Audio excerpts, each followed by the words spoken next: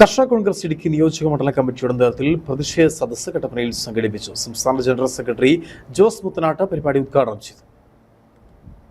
കർഷക കോൺഗ്രസ് സംസ്ഥാന കമ്മിറ്റിയുടെ ആഹ്വാനപ്രകാരം രക്ഷ വേണം കർഷകന് എന്ന മുദ്രാവാക്യം ഉയർത്തിയാണ് കർഷക കോൺഗ്രസ് ഇടുക്കി നിയോജക മണ്ഡലം കമ്മിറ്റിയുടെ നേതൃത്വത്തിൽ പ്രതിഷേധ സദസ്സ് സംഘടിപ്പിച്ചത്.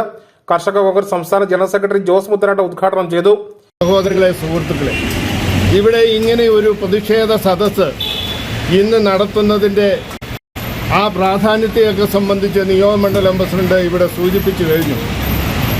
നമുക്കറിയാം, മലയാളിയെ സംബന്ധിച്ച് ചിങ്ങം എന്ന് പറയുന്നത് ചിങ്ങമാസം, പൊന്നിൻ ചിങ്ങമാസം എന്നാണ് പറയുന്നത്. ചൂട് കുറഞ്ഞ വെയിൽ തെളിയുന്ന പകലും സുഖസുന്ദരമായ രാത്രിയും മന്ദമായി വീശുന്ന കുളിർ കാറ്റും കൊണ്ട് സുഭിക്ഷമായ കാലം എന്നാണ് പഴമക്കാർ പറയുന്നത്. നിർഭാഗ്യമെന്ന് പറയട്ടെ, ജനവാസ മേഖലയിൽ ഇറങ്ങുന്ന വന്യമൃഗങ്ങളെയും നാട്ടിൽ നാശം വിധിക്കുന്ന തെരുവു നായ്ക്കളെയും നിയന്ത്രിക്കുന്നതിനാവശ്യമായ നടപടികൾ അടിയന്തരമായി സ്വീകരിക്കണമെന്നും കർഷകർക്ക് അനുകൂലമായി വന നിയമ ഭേദഗതി ചെയ്യണമെന്നും അദ്ദേഹം ആവശ്യപ്പെട്ടു. കർഷക കോൺഗ്രസ് നിയോജക മണ്ഡലം പ്രസിഡന്റ് ടോമി തെങ്ങുംപള്ളി അധ്യക്ഷനായിരുന്നു.